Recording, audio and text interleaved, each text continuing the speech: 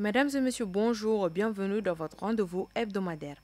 Le 60e sommet de la CEDEAO s'est tenu ce dimanche 12 décembre à Abuja, au Nigeria, avec au programme la situation au Mali et en Guinée, mais également des discussions autour des questions liées au terrorisme, à l'extrémisme violent dans la sous-région. Puis, concernant le Mali, malgré la bonne foi exprimée par les autorités de la transition, la CEDEAO exige les élections en février 2022, sous peine de sanctions supplémentaires.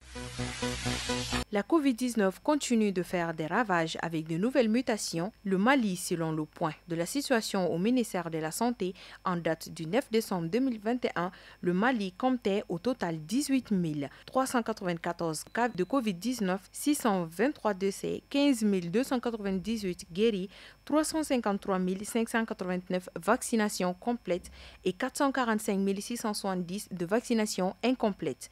Pour le moment, le nouveau variant Omicron n'a pas été détecté au Mali. La grève de 72 heures puis 96 heures des deux syndicats du CHU Gabriel Touré a débuté le lundi 13 décembre 2021.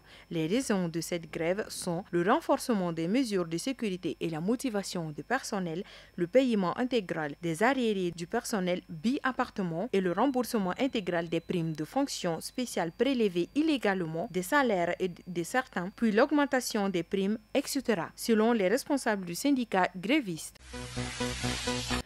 La synergie des syndicats des enseignants de l'éducation signataire du 15 octobre 2016 a déposé un préavis de grève de 5 jours à compter du 4 janvier 2022 sur la table du gouvernement. L'information a été donnée à travers une lettre adressée au ministère du Travail, de la fonction publique et du dialogue social en date du 10 décembre 2021.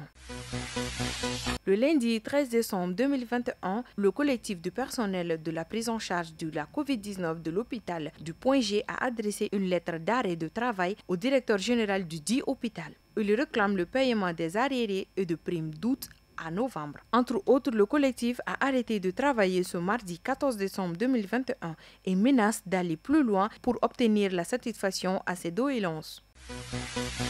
Après les chefs d'État de la communauté économique des États de l'Afrique de l'Ouest qui, en plus du gel des savoirs, de l'interdiction de voyager de 149 personnalités, de l'arrêt de transition brandi, des menaces des sanctions auditionnelles dès le 1er janvier 2022, l'Union européenne revient à la charge concernant les sanctions à l'endroit des autorités de la transition.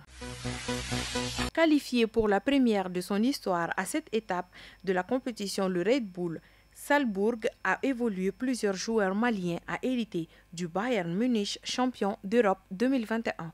Merci, c'est tout pour votre rendez-vous hebdomadaire.